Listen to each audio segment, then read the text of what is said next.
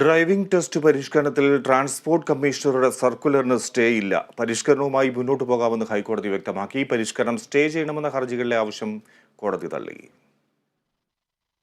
Driving school ഉടമകൾ, ജീവനക്കാർ, union പ്രതിനിധികൾ തുടങ്ങിയവർ സമർപ്പിച്ച 4 ഹർജികളാണ് ജസ്റ്റിസ് കൈസർ എടപ്പകത്തിന്റെ ബെഞ്ച് പരിഗണിച്ചത്. ഗതാഗത കമ്മീഷണർ ഇറക്കിയ ഡ്രൈവിംഗ് ടെസ്റ്റിന് പരിഷ്കാരം ഏർപ്പെടുത്തിക്കൊണ്ടുള്ള സർക്കുലർ സ്റ്റേ ചെയ്യണമെന്നായിരുന്നു ഹർജിയിലെ ആവശ്യം. ട്രാൻസ്പോർട്ട് കമ്മീഷണർ ഇറക്കിയ സർക്കുലർ കേന്ദ്ര നിയമത്തിന് വിരുദ്ധമാണെന്നും സർക്കാരിന് നിയമത്തിൽ മാറ്റം വരുത്താനാകില്ലെന്നുമാണ് ഹർജിക്കാരുടെ പ്രധാന വാദം.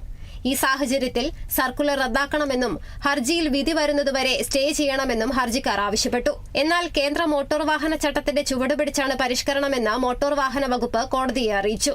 കാലിൽ ഗിയറുള്ള ഇരുചക്ര വാഹനം ഉപയോഗിച്ചുള്ള ടെസ്റ്റ് നടത്തുന്നതും 15 വർഷത്തിൽ കൂടുതൽ പഴക്കമുള്ള വാഹനങ്ങൾ ഒഴിവാക്കാൻ നിർദ്ദേശിക്കുന്നതും കാര്യക്ഷമത കൂട്ടാനാണെന്നും മോട്ടോർ വാഹന വകുപ്പ് കോടതിയെ അറിയിച്ചു. കേസിൽ വിശദമായ വാദം പിന്നീട് കേൾക്കും. അതേസമയം ഡ്രൈവിംഗ് ടെസ്റ്റ് പരിഷ്കരണത്തിനെതിരായ സമരം തുടരുകയാണ്. Kerala vision news, Kochi.